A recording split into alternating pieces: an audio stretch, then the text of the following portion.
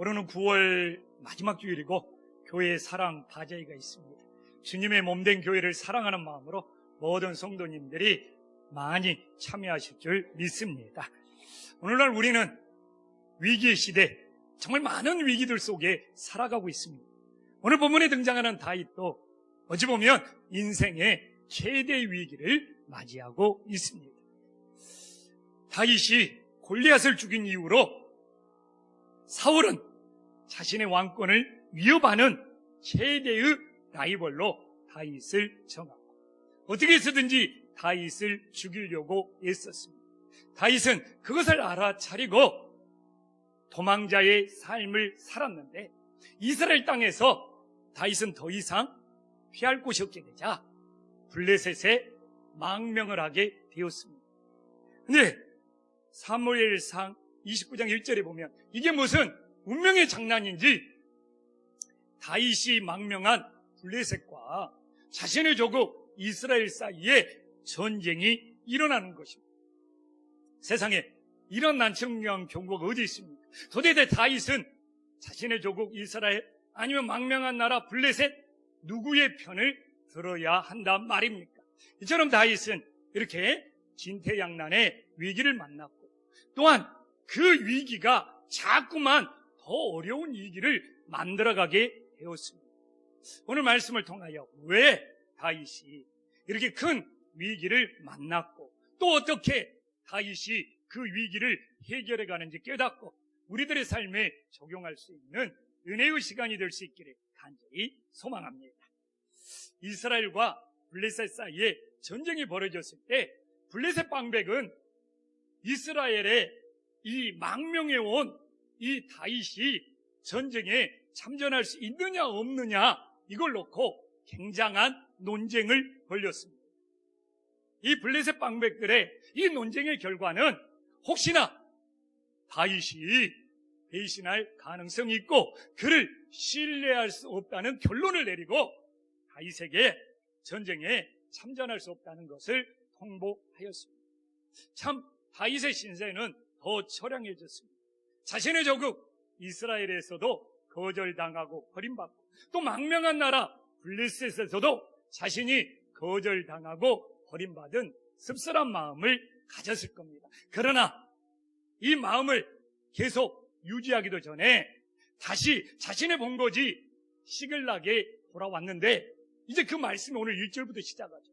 아니 아멜렉이 시글락을 침범해서 모든 걸 불사르고 모든 가족들까지도 사로잡아간 더 큰 재앙이 그 눈앞에 기다리고 있었습니다.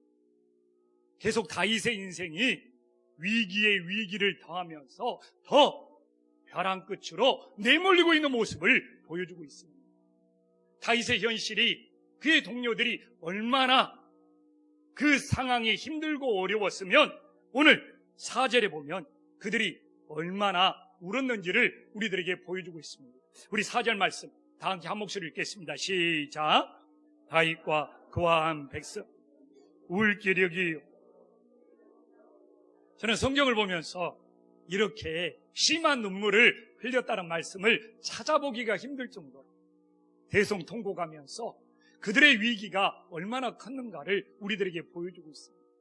오늘 이 4절에 이 다윗의 눈물은 다윗이 인생에 얼마나 큰 벼랑 끝에 서 있는지를 너무나 여실히 보여주고 있습니다.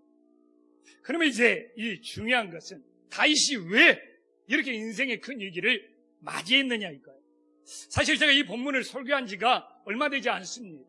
저는 그때 다윗이 이렇게 인생의 큰 위기를 맞는 것은 하나님께 기도하지 않았기 때문에 그렇다.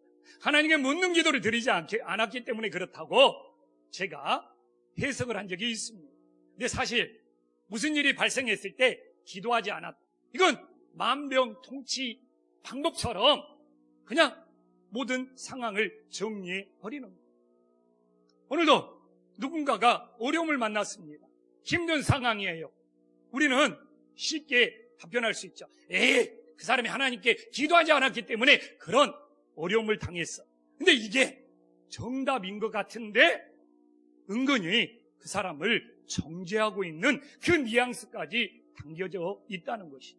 그리고 냉정하게 보면 어떻게 다윗이 기도 한 번 안 했다고 하나님이 다윗을 이렇게 무자비한 위기 상황으로 몰아갈 수 있느냐, 이런 의문도 들 수가 있습니다. 그런데 제가 최근에 다시 하나님의 말씀을 읽고 묵상하면서 다윗이 이런 일을 자초할 만한 실수를 범했다는 것을 하나님의 말씀을 통하여 찾을 수가 있었습니다. 다윗이 이런 위기를 맞이할 수밖에 없도록 하나님 아버지의 마음을 너무 아프게 한 사건이 있었다는 것이죠. 이 블레셋과 이스라엘의 전쟁이 벌어졌을 때 28장 2절에 보면 다윗이 최고의 실수를 범하고 있습니다. 어떻게 보면 기도를 안 했다는 이유도 맞지만 다윗이 우리들이 보고 있는 이 장면에서 다윗이 이런 실수를 범했기 때문에 그런 위기가 닥쳐올 수밖에 없었던 것이죠. 우리 다 함께 한 목소리 읽어보겠습니다. 시작.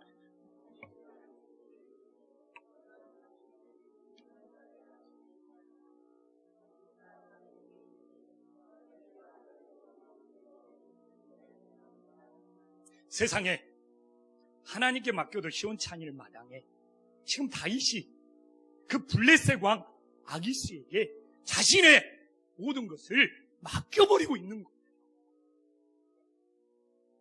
그냥 아기스 블레셋 왕, 당신이 나 다 맡길 테니까 당신의 처분에 따르겠습니다.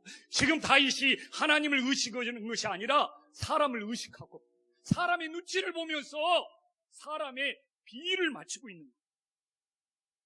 이처럼 우리가 하나님께 우리의 인생, 우리의 삶을 맡기면 하나님이 보호하시고 하나님이 우리를 책임져 주십니다. 그러나 오늘 다윗처럼 이렇게 사람에게 자신의 모든 것을 맡겨버리면 하나님이 다윗을 보호해주고 다윗을 지켜줘야 할 모든 이유가 사라져버리게 된다는 거예요.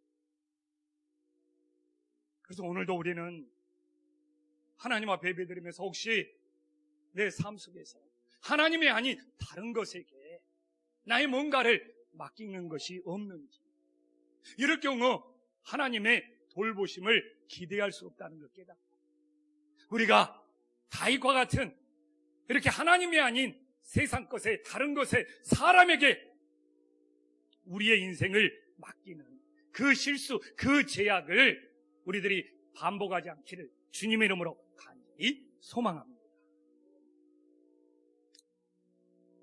이제 어떻게 하겠어요? 다윗이 하나님이 아닌 블레셋 아기스 왕에게 자신의 모든 것을 맡김으로 엄청난 위기를 만났어요. 이제 이미 벌어진 일 어떻게 해야 돼요? 이 위기를 잘 해결해 나갈 수밖에 없는 것이죠. 그럼 오늘 다윗이 이 위기의 실마리를 어디서 찾았느냐 이거죠. 오늘 우리가 읽었던 6절에 이렇게 다윗이 위기의 실마리를 찾고 있다는 것을 우리들에게 보여주고 있습니다. 다 함께 한번 읽어보겠습니다. 시작. 성들이 자녀들 때문에 마음이 슬퍼서 다윗을 돌로 치자 하니 다윗이 크게 다급하였어. 그의 하나님 여호와를 힘입고 용기를 얻었다. 아멘. 사실 다윗은 자신의 가족들을 잡아간 아멜렉보다도 자신과 함께한 동료들이 자신에게 돌을 던지려고 하는 것이 더 괴롭고 힘들었지 않겠어요? 이렇게 다윗은 사면 초가의 위기에서 하나님을 힘입어 여호와를 힘입어 용기를 얻었다고 하는데 도대체 여호와를 힘입어 용기를 얻었다는 의미가 무엇이냐?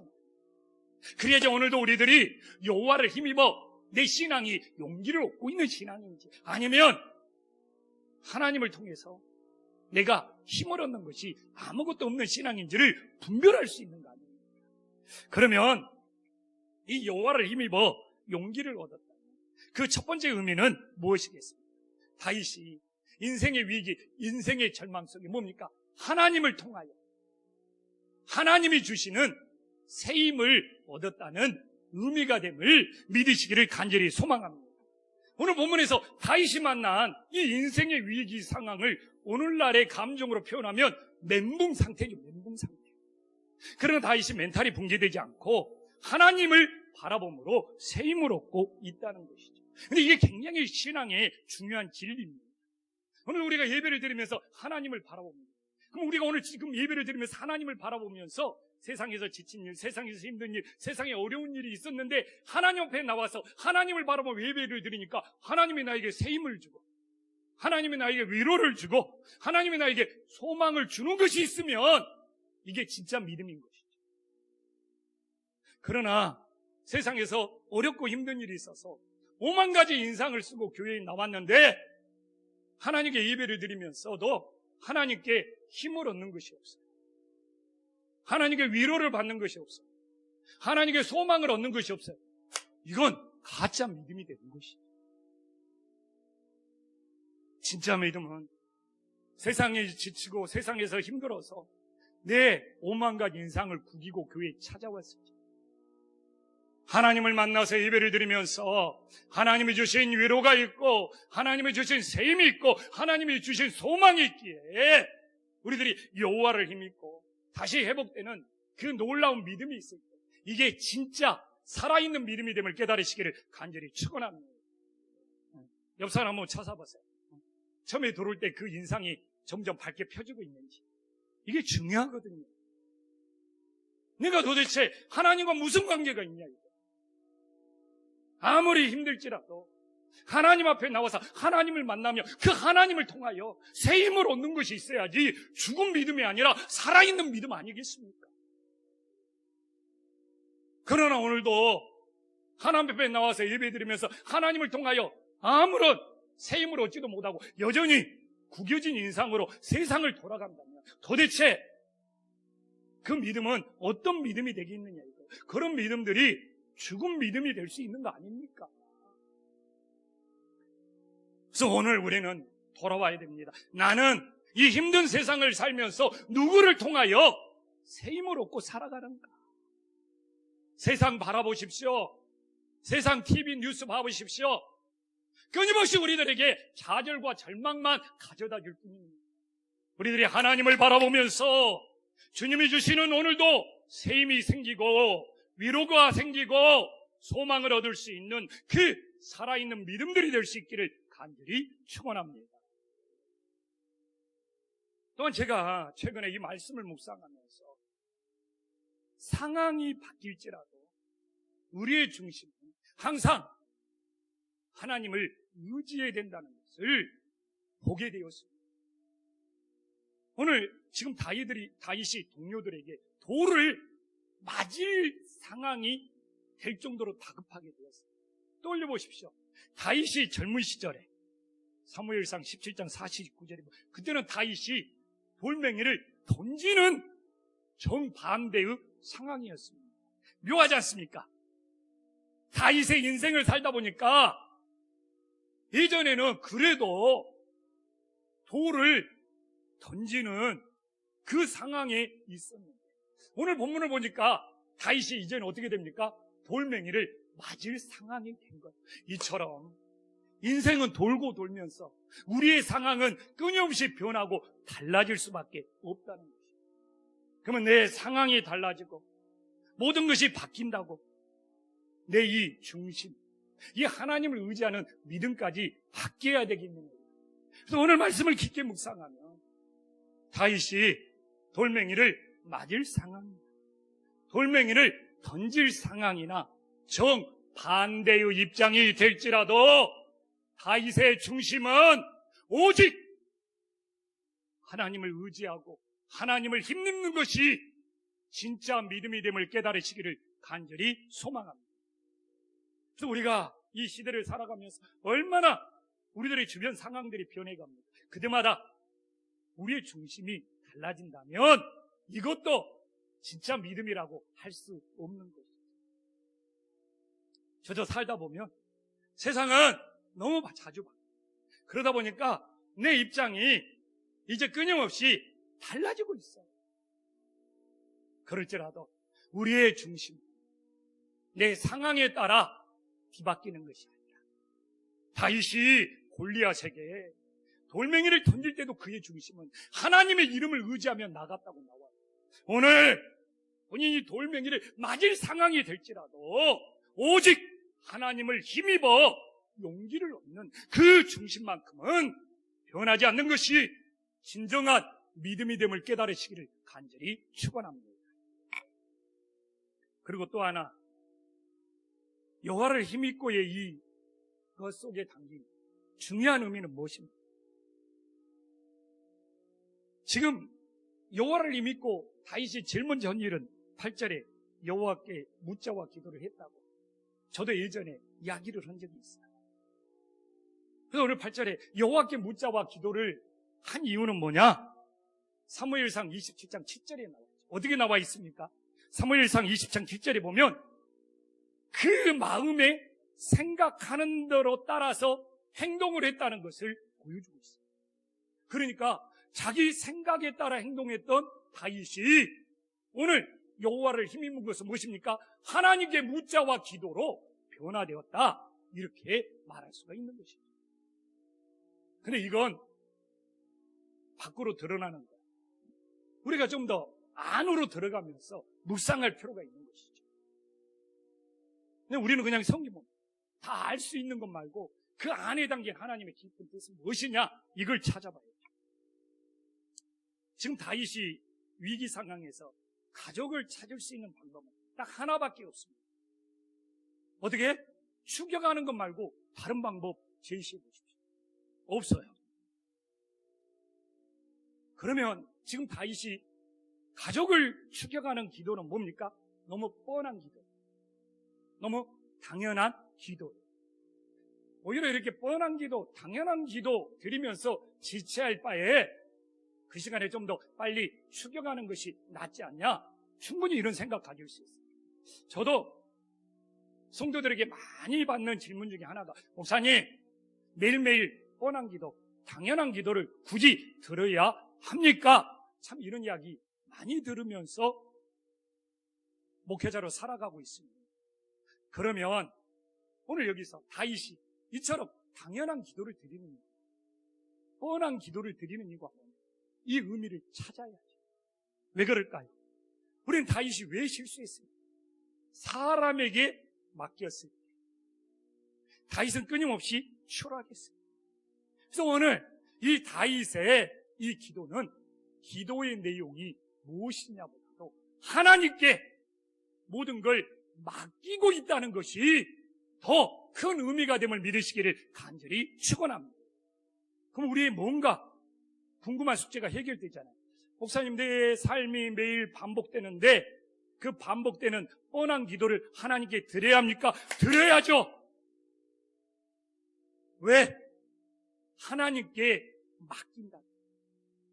그 기도의 내용보다 내 삶을, 오늘 하루의 모든 것을, 내 가정을 하나님께 맡긴다는 것이 더 중요한 의미가 됨을 믿으시기를 간절히 축원합니다. 저는 설교자로 살아가죠. 그런데 정말 토요일이면 더욱더, 또 오늘 주일 아침이면 그냥 쉬지 않고 하나님이 이 설교 속에 성령이 역사하시고 우리 성도님들의 마음을 사로잡으려고 쉬지 않고 기도합니다. 매주 왜 이 반복되는 기도를 해야 되냐고요. 그 의미는 뭡니까? 제가 이 설교를 하나님께 맡긴다는 의미가 있는 거예요. 내 힘으로 오는 것이 아니라 하나님께 맡긴다는 의미 때문에 너무 뻔한 기도지 않습니까? 너무 당연한 기도지 않습니까? 저들에게 뭔가 선택의 여지가 없는 거지 않습니까? 하나님이 다 알고 있는 거지 않습니까? 그러나 하나님께 맡겨야 되기 때문에 하나님께 맡기는 심정으로 그 뻔한 기도, 당연한 기도를 계속하는 거죠. 그래서 우리들이 다시 자기 생각대로 하다가 인생이 안 풀리니까 하나님께 묻자와 기도를 드리고 있다. 그러나 그 묻자와 기도의 내용을 보면 너무 뻔하고 너무 당연한 거고 오히려 지체하는 것보다 빨리 가는 것이 낫죠. 그러나 이렇게 하는 것이 내 인생에 하나님께 맡기지 않고 사람에게 맡기면서 가다 보니까 실수하고 넘어졌더라. 그렇기 때문에 뻔한 기도, 당연한 기도일지라도 매일매일 하나님께 맡길 때 하나님의 선한 인도하심이 우리들의 삶 속에 일어남을 믿으시기를 간절히 축원합니다. 이제 오늘 본문의 결론은 무엇입니까? 해피엔딩이에요. 참 본문이 잘 끝나요. 굉장히 위기의 사건을 만났는데 이렇게 해피엔딩으로 끝나면 감사한 거죠.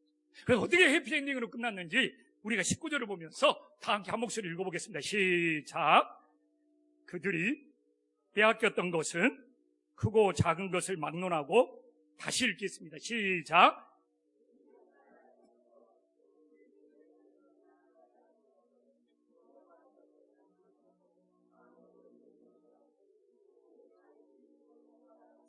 얼마나 해피엔딩입니까? 얼마나 해피엔딩. 근데 이제 이 말씀을 우리에게 적용해야죠.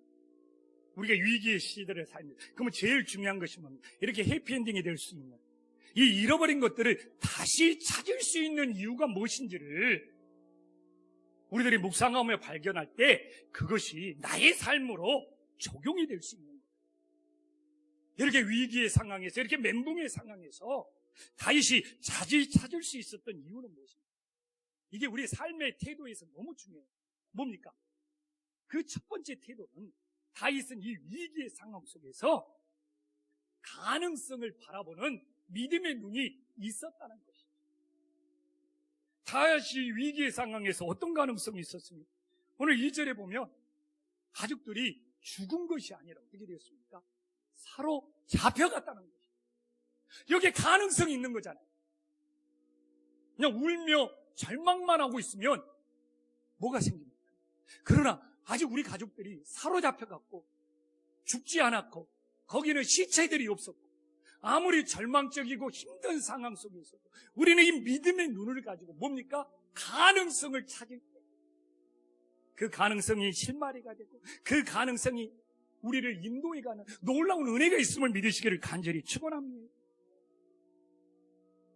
정말 저는 우리의 태도가 중요하다고. 저도 목회하면서 힘들고 어려울 때 절망하고 좌절하고 눈물만 흘리고 있으면 뭐가 보이냐 이거. 그러나 이 위기의 상황 속에서 하나님이 주시는 가능성이 뭐냐, 이걸 찾기 위해서 기도해야 해요. 지금 우리 가정이 위기의 상황이 될 수 있습니다. 이 위기의 상황에서 주저앉아만 있으면 어떻게 하실 겁니까? 부부 사이가 힘들고 자녀와의 관계가 힘들고 그래도 기도하면서 그 안에 하나님이 주시는 가능성이 뭐냐, 믿음의 눈으로 바라볼 줄 알아야죠. 이게 저는 신앙생활을 하면서 굉장히 중요한 삶의 태도인 거예요. 그래서 저도 어떤 사람이 좋냐? 그냥 위기의 상황 속에 아무것도 할 수 없다고 절망하는 사람들, 어떻게 위기 속에 믿음의 눈으로 가능성을 찾으려고 하는지, 이런 사람들이 오히려 동역자가 될 수 있고 우리들에게 힘을 줄 수 있는 거 아니겠어요? 그래서 우리 캠프 한신교회는 어떤 위기 상황 속에서도 절망만 하고 있지 않고 믿음의 눈으로 하나님의 가능성을 찾아갈 수 있는 신실한 주님의 종들이 될 수 있기를 간절히 소망합니다. 또 하나는 뭡니까? 다윗이 자신의 가족들을 찾기 위해서는 하나님의 테스트를 통과해야 됩니다. 우리는 오늘 11절에 애굽에 버려진 소년들을 만나는 것이 뭐라고, 만남의 축복이라고 말하고 있거든요.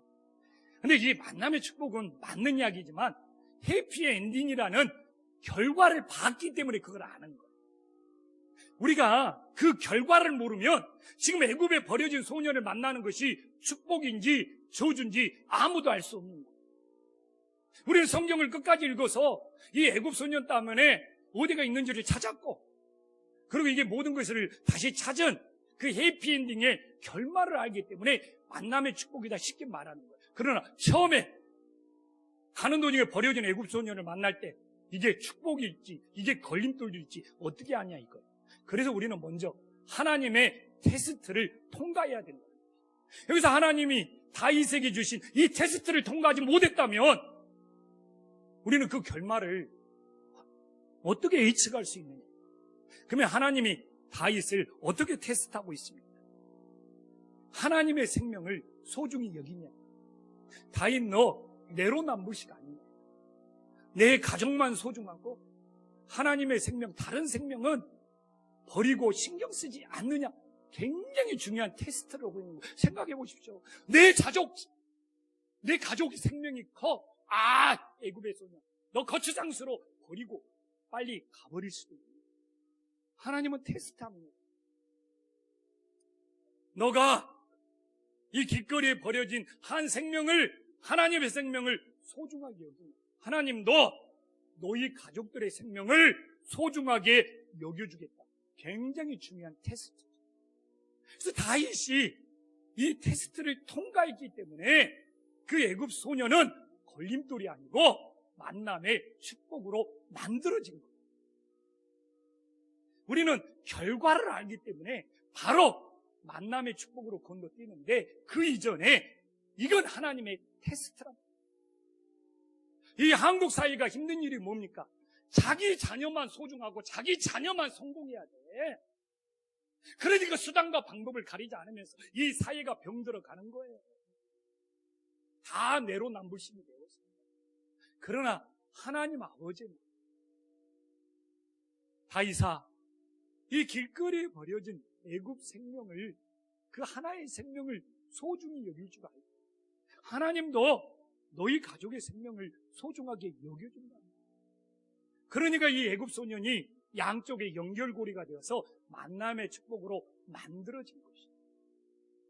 그러나 우리는 이 시대를 살아가면서 내 가족만 중요하고 내 자녀들만 중요하고 이렇게는 세상이, 이 땅의 현실이 달라질 수 있는 여지는 조금도 없습니다.